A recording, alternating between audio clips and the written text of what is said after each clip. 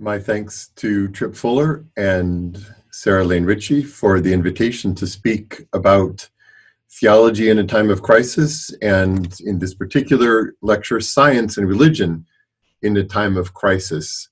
I'll think of it as a call to moving beyond value-free theology and therefore beyond the pretense to a value-free approach to the science and religion discussion, something that unfortunately we have pursued more often than we should have.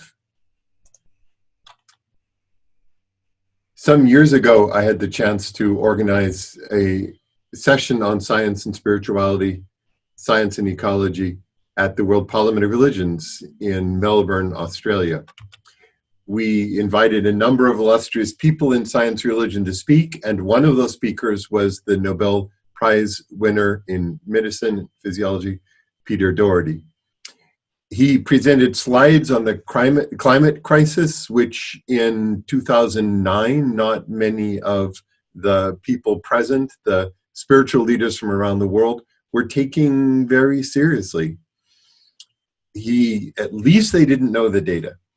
So he presented all these data slides, and then at the end, he walked to the front of the stage and he looked out over this auditorium of 300 religious leaders. He said, "I have spent the years since I received the Nobel Prize presenting this data to groups of scientists and lay people around the world, and I have not found a resonant response. It has not changed behavior. Though I am not religious in any way, I accepted the invitation to come to speak to this gathering, the World Parliament of Religions, because religion is about changing people's lives. It's about transformation. It's about fundamental values. And I felt that if I could bring the data and you could use whatever it is that causes people to change their lives, that there might actually be a place of connection, that we might be able to work together, I as a non-religious scientist, you as religious non-scientists. Maybe we could do something powerful together." Those words stuck with me as a person who had already been working in science and religion for some time by then. I had always headed much more toward the most abstract areas of philosophy and the religion science debate. Theory of rationality or theory of truth, questions of knowledge and epistemology, metaphysics, and only the most abstract kind, the interpretation of quantum mechanics, theoretical biology, debates like what is the unit of selection, or how does emergent complexity work, or how would you quantify information or the growth in complexity, or what are the neural correlates of consciousness. Areas of science and philosophy that I found fascinating. But there was something that made me uncomfortable about meeting Peter Doherty. It wasn't long after that, actually probably within a year, when I was in a lecture that John Cobb Jr. held. John Cobb was the keynote speaker for the series that I had set up on faith and the future of the planet. And I remember his talk where he talked about global warming and the likely effects on particular societies and human beings, and the number of deaths, the increase in poverty, the shortening of lifespan, more and more people immigrating from their countries because of the danger, a collapse of crops, starvation, lack of water, and so forth. And it was rather sobering, even though he's such a pleasant kind of gentleman, as you can see in the picture. So I raised my hand at the end and said, "So you think that there'll be a large number of deaths because of the climate? Would that be, how big is this thing that's heading toward us?" And in his calm and understated way, John Cobb said, "Well, the deaths will be in the hundreds of millions and probably billions." I remember walking out that evening into the dark and thinking about what John Cobb had said. Somehow it made the kinds of issues that I dealt with in science and religion discussions seem too abstract, not not urgent enough. I would say that I still study science, but now with the goal of understanding ecological systems and the increasing effects of climate change.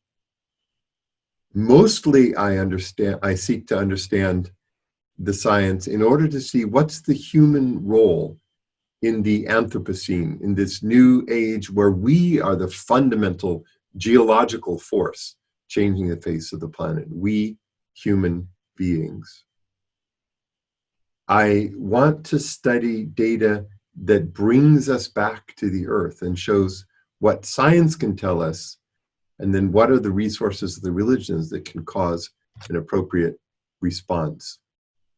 So this is the sort of data, this is the compelling data from various different measures for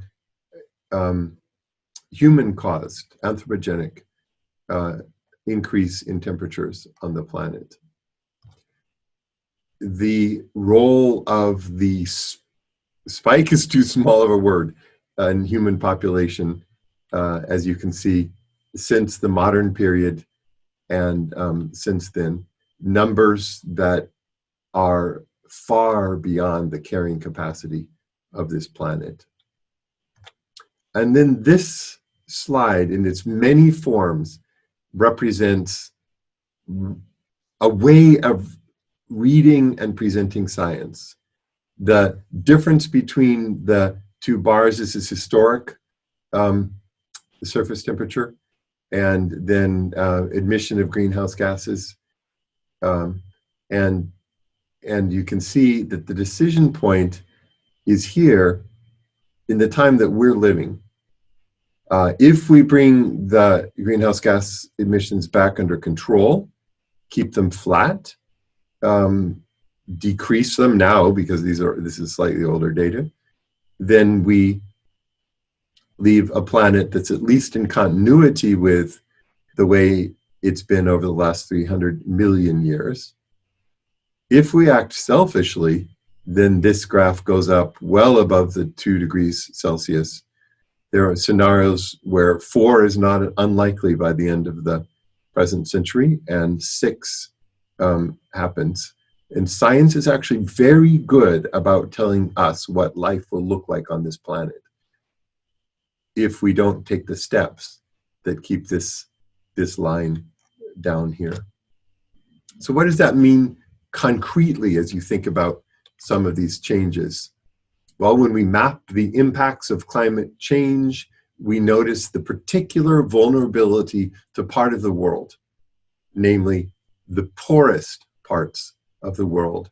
They are the ones who will most suffer the physical impacts and who have contributed the least by their lifestyles toward the change from which they will suffer the most.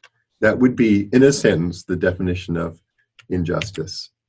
If you look agriculturally, yields, again, the same roughly equatorial region suffers the most, and the more wealthy countries do the best in increased agricultural yields. The severe water shortages will be massive, again, across that same district, and there'll be increase in water in the northern latitudes. And then we recognize how human consumption is changing while moving, for example, demand for meat products, moving rapidly, that all people will try to live in the way that Europeans and North Americans have lived, something that the planet cannot sustain. In short, our footprint becomes completely destructive.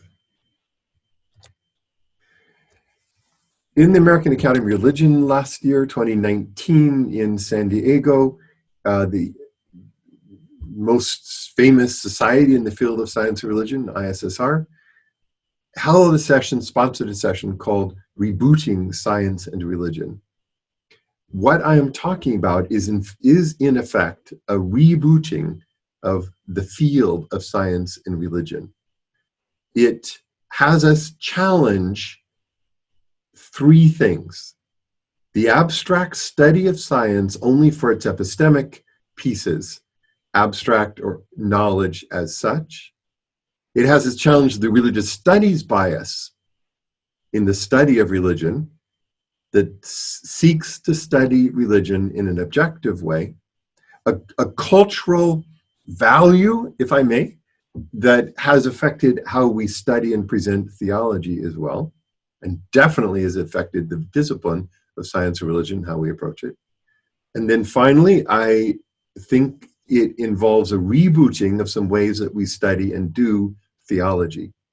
Specifically, it challenges the historical, the systematic, and the analytic reduction of theology. Yes, that's a strong word. I'll come back to it later. So, how did we get to this place? We agree, how do we get to this place? We agree that religions are not morally or ethically neutral. Somehow we got the idea that the study of religions should be value-free.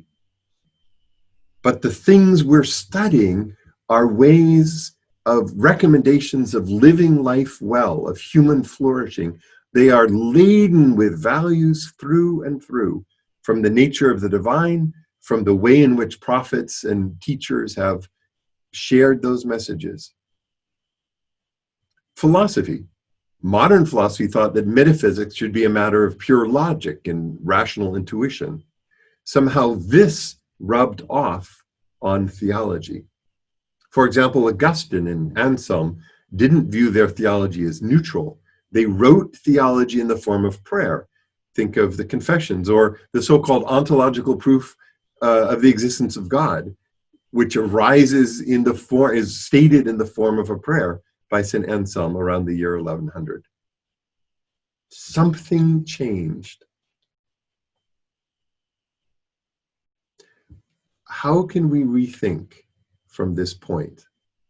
Well, religion and science may not have been thinking of crisis. Definitely not in my training and most of my career. But students of ecology and the environment who were studying the planet did think in that way. We may have come to think that science and religion should be value-free, but the students of the planet were not making those claims. So let's step back a little bit and find some new resources. In fact, let's imagine the study of the earth. This is a famous quote from Caldecott. Could go back to learn something from environmental ethics.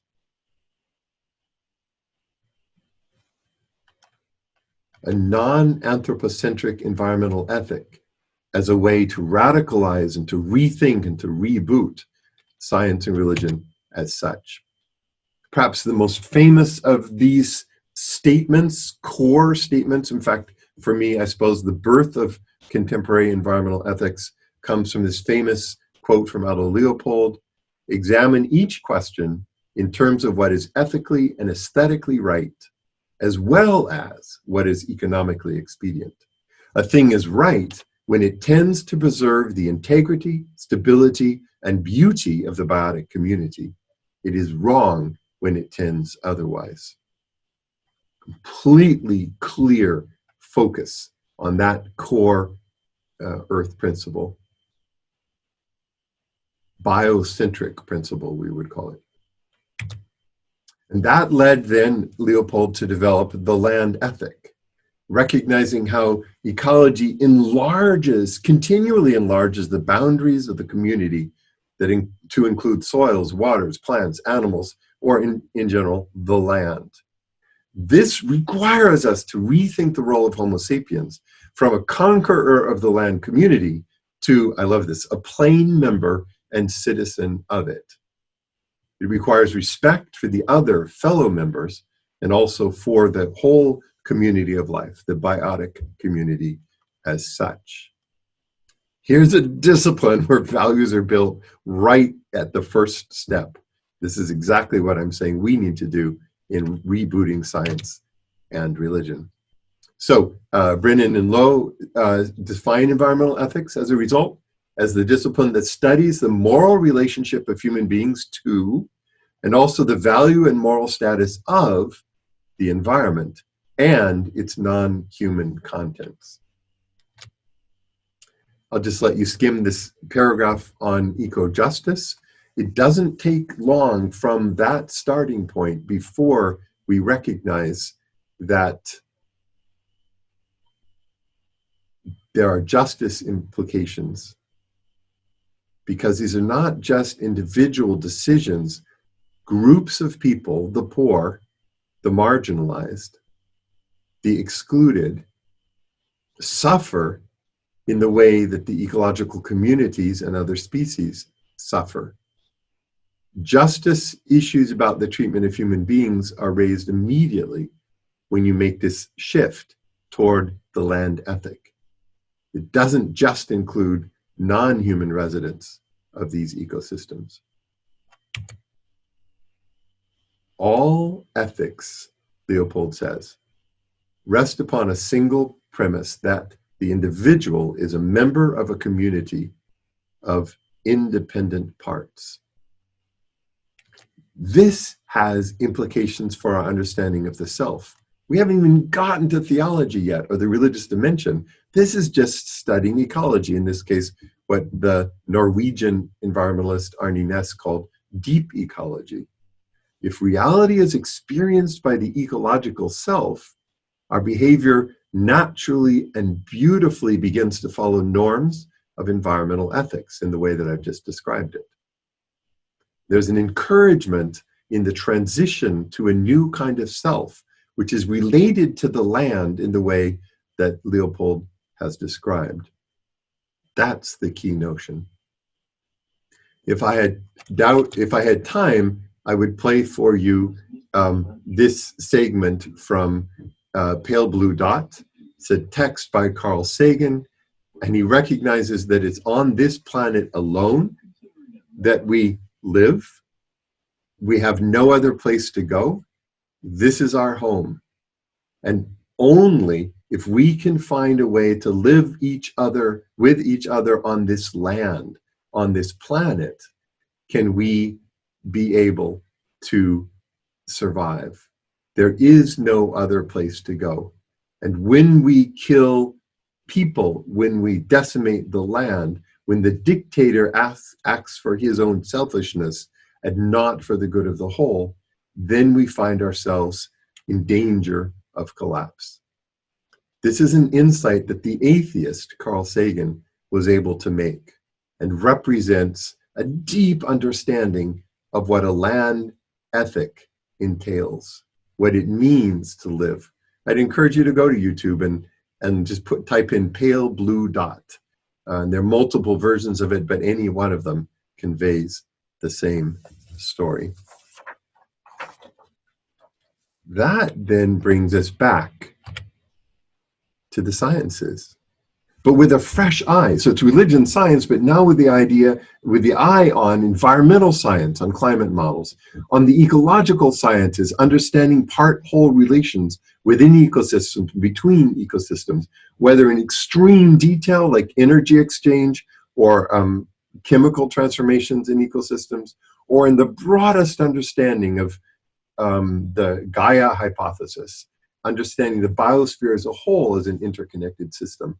Whichever level of the debate you're interested in, it gives you the chance to deepen yourself and immerse yourself in the sciences, but also the social sciences, as you can see from the examples that I offered there at the bottom. It takes us to metaphors drawn from the earth. So here is a grove called Pandopopulus.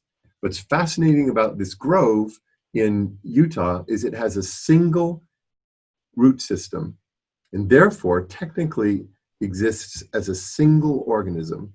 It makes it one of the oldest organisms on the planet.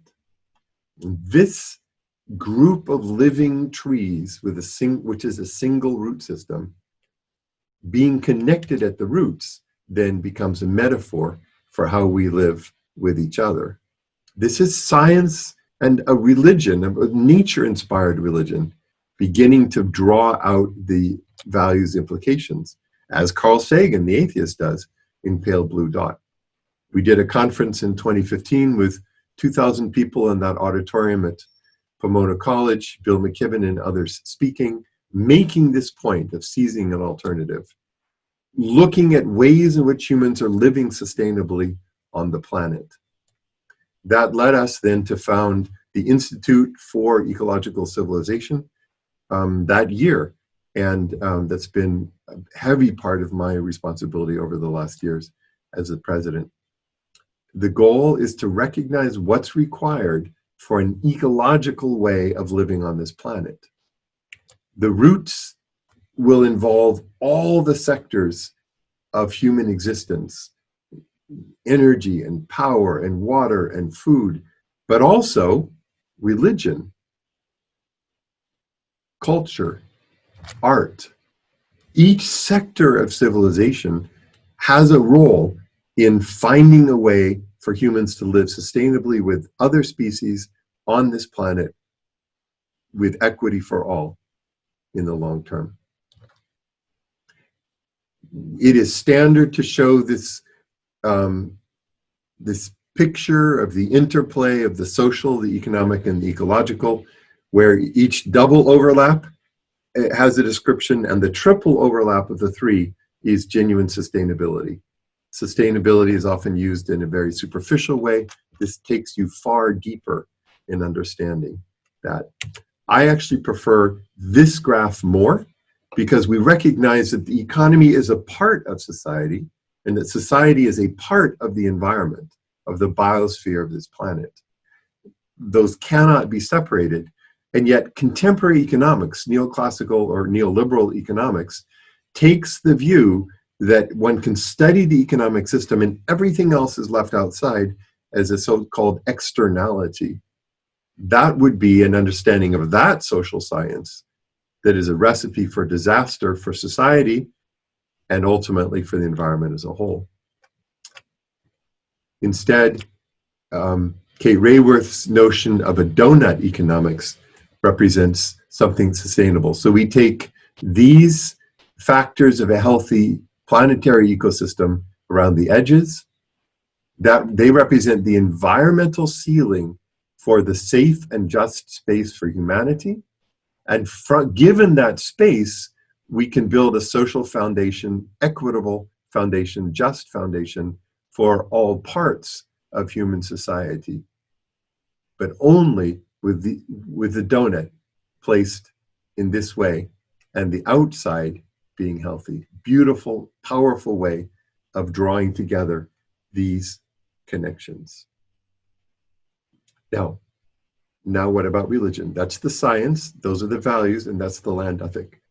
But what about religion? Let's go back to Carl Sagan.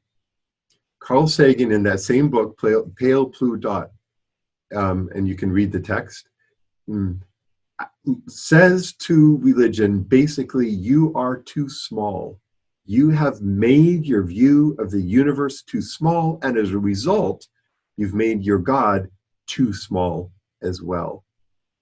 And he says in response, a religion, old or new, that stressed the magnificence of the universe, as revealed by modern science, might be able to draw forth reserves of reverence and awe, hardly tapped by the conventional faiths.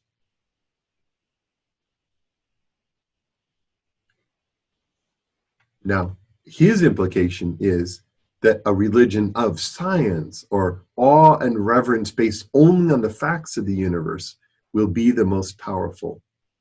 But actually, I disagree with that. I think that's incorrect. It is not that the conventional faiths have been left behind. It's that they have not moved into the space of their own religious resources, belief resources, practice resources, ethical resources in facing the world, the global crisis that we face today. Just think of the Muslim mystic, Sabistari.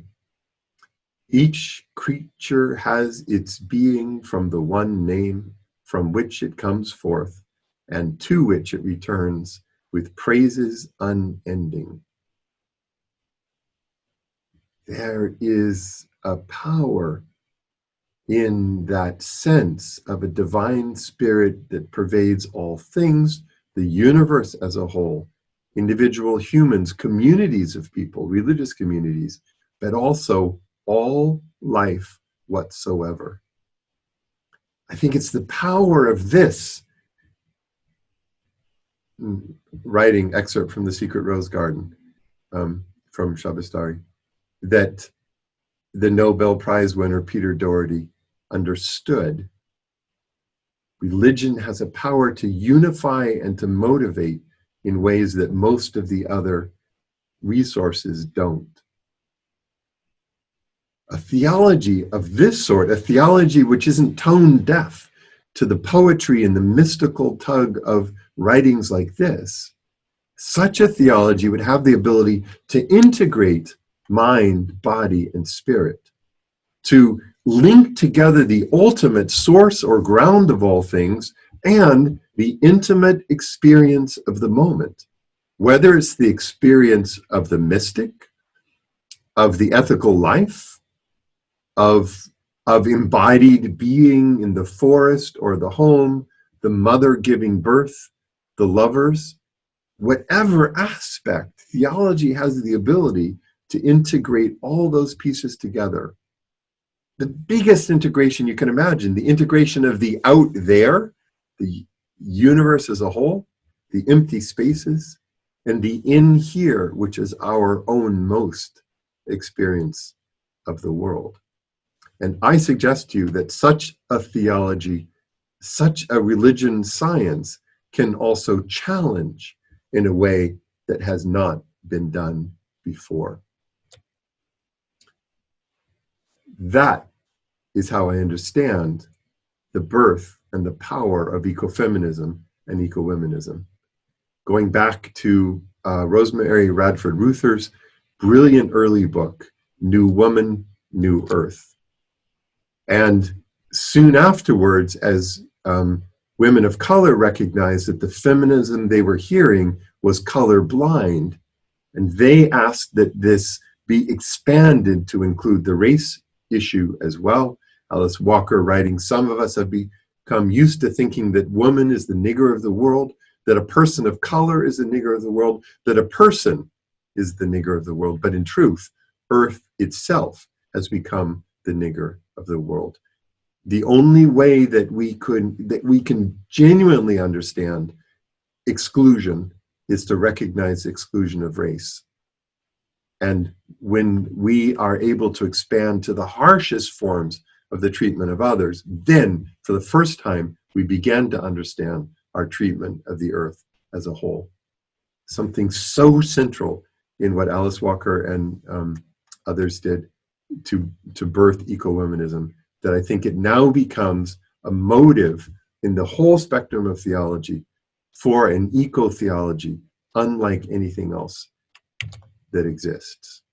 I'll have you read Rosemary Radford Ruether's famous text from Gaia and God, an ecofeminist theology of earth healing, where she brings together the treatment of the earth and gender, class, and racial domination, begins to recognize how central eco-justice is, both to speak of our domination of the earth and our social domination of each other. We don't have much time, she writes. Things are speeding up, like that chart of human population that I showed you a few minutes ago. That means that we need to move, she said, within the next generation, but that's now in this generation. A lot of the models say we have about a decade to begin the shift. And after that, the consequences across this century, and actually, if you do the models, for hundreds of years to come, will be fairly devastating. Elizabeth Johnson asks us to go back to biblical documents and says that we can allow an ecological view to emerge when we can recognize how God accompanies creation through all time with mercy, which in our day encompasses the planet in peril. So for her, a theology, a more holistic theology of salvation, linked to the planet is reflected in the Gospels and in the biblical narratives. The death of Christ becomes an icon of God's redemptive co-suffering with all sentient life, as well as, like Rosemary, as well as with the victims of social competition. Citing Niels Gregerson. I just want to give you a sense of what a rich area of theology has been by and large ignored in the science and religion discussion. Many areas across theology contribute here. Many themes within systematic theology make their contribution, get rethought in an eco-theology, and become more relevant for a science-religion discourse than before. The number of works that laid the foundation is impossible to list on a single slide. And yet somehow these works have played a very small role in the sort of canonical science and religion discussions. The collections likewise have been available. Some of our colleagues in the field have been involved in putting these together, but they seem to have taken rather of a back seat for a while now. In recent years, the pace has picked up.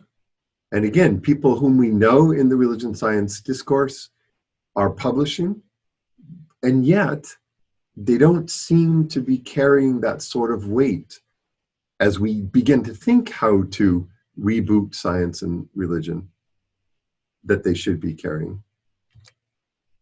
So I want to close then with a thought on what it means to do theology in an age, in a time of crisis. However, I'd like to take Tripp and Sarah's title and alter it, Theology for a Time of Crisis. That is, it's not just we happen to be doing theology in an age where we're surrounded by crisis, but we actually rethink what theology is so that it becomes in service of the age we live in. Karl Barth's early work was called Eine Krisentheologie, theology of crisis. I'm not sure that that phrase is helpful. I don't think that we should do theology only in crisis mode, but that phrase, the understanding of a theology of crisis or theology for a time of crisis, is a corrective for theologizing that easily becomes too abstract, whether through exclusive emphasis on analysis and conceptual clarification on the one hand, or through an exclusive demand for systematic, rigorous breadth on the other hand. Neither of those gives us what we need, and the Barth's phrase, the Krisentheologie, strikes me as one that will help bring that balance back. I would prefer to speak of a theology that's suitable for this kairos moment, this moment of the intersection of ages, of civilizations. In short, a prophetic theology. My thesis is that the rebooting of science and religion needs the resources from multiple religions, and on the Christian side, a far more prophetic or liberation-based theology than has played a role in theology science discussions to this point. An eco-liberation theology where we can hear the God of Jesus through the cry of the earth and the cry of the poor, as Leonardo Boff's book puts it.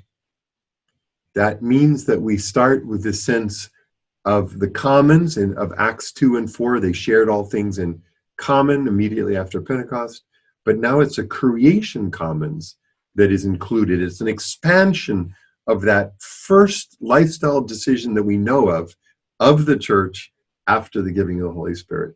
What would it be for that to become a creation commons as well? That leads us directly then to a theology of the earth, which would include especially its poorest inhabitants. what Catherine Keller in her recent Political Theology of the Earth calls a hunchback theology. Therefore, theology that doesn't just belong to the wealthy and powerful. It also leads, and with this I need to close, to a different kind of hope. We've been happy to spell out hope in the context of the eschaton, a final hope, a hope for the salvation of the soul, often a hope after the body's been left behind, the planet's been left behind is unimportant, maybe through a rapture where we're carried up into the heavens to be with God immediately, to bypass the age of the collapse of the earth. That kind of hope is no longer helpful, I believe. And instead, we need a hope not linked to a kind of certitude. Think of how philosophers of religion, Christian theologians, have read that verse in Hebrews 11:1. Faith is the assurance of things hoped for, the conviction of things unseen. And then to those two words, we add all the epistemic weight we possibly can, so we get virtual epistemic certainty through the mechanism of faith. We need a different kind of hope. It's rather difficult to propose that style of hope, looking at the climate data, what the sciences are telling us. We need to think of a different kind of hope. Now I suggest, as the title of Joseph Winter's book puts it, it's a hope draped in black. This is, as Rebecca Solnit says, a time for hope in the dark. This is a hope, a depth of theology that we can access, but now not in that exceptionalist way, in that victorious way, in the certitude that we avoid the suffering that, unfortunately, the wealthy Christians, have largely brought about since this process started in Europe and North America. It's a hope tinged with lament, as the Ugandan theologian Emmanuel Katongole says. He writes often of lament in his work. The birth of hope in lament, hope in ruins, trauma hope.